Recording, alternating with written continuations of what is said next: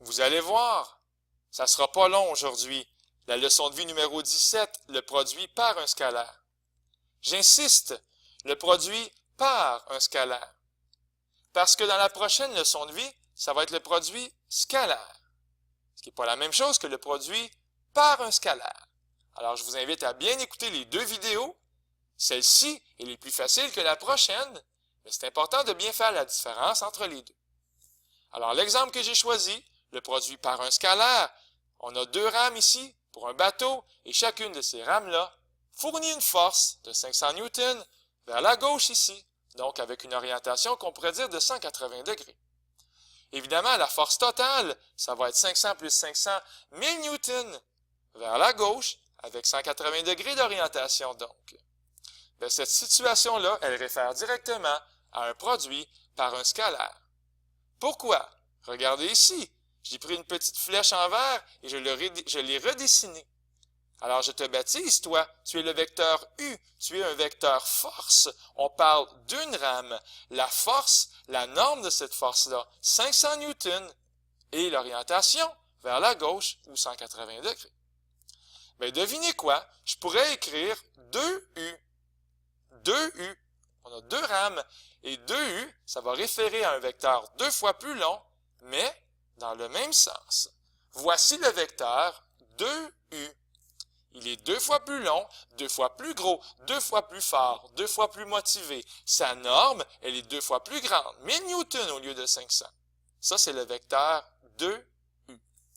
Et pourquoi qu'on appelle ça un produit par un scalaire? Tout simplement parce que ici, j'ai le vecteur U et le produit par un scalaire, parce que ça ici, 2, ce n'est pas un vecteur.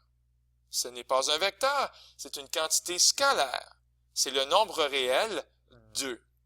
Alors 2U, la réponse que ça donne ce vecteur-là, encore une fois, deux fois plus long et dans le même sens. Évidemment, j'aurais pu parler du vecteur moins 2U. À ce moment-là, ça leur aurait donné un vecteur qui aurait été dans un sens opposé. Exactement comme ici.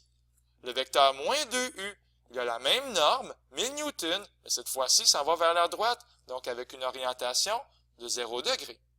Alors, même direction et sens opposé. Alors, j'espère qu'on comprend bien la mécanique des choses. La réponse d'un produit par un scalaire, ça nous donne un autre vecteur, mais qui est parallèle au premier. Il a donc la même direction. Alors, ça donne un vecteur ici de même direction. Évidemment, je vais y aller maintenant avec des composantes. Si, par exemple, moi, j'ai un vecteur qui est ici, alors je pourrais l'appeler le vecteur V. Voilà. Et je pourrais dire, peut-être que tes composantes à toi, c'est 5, 3.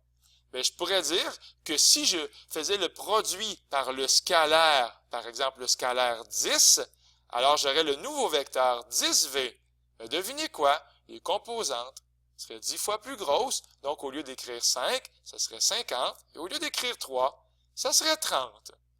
Alors, encore une fois, si j'ai le vecteur V avec des composantes 5, 3, mais le vecteur 10V, ça va être 50, 30. Pourquoi je vous dis ça? Pour bien vous préparer à la suite est la suivante, avec les composantes. Si les composantes d'un vecteur U sont A, B, et que K est un nombre réel, mais devinez quoi?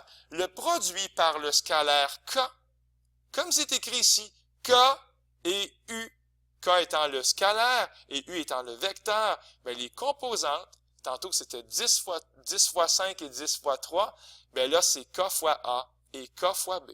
Ça donne les composantes du nouveau vecteur.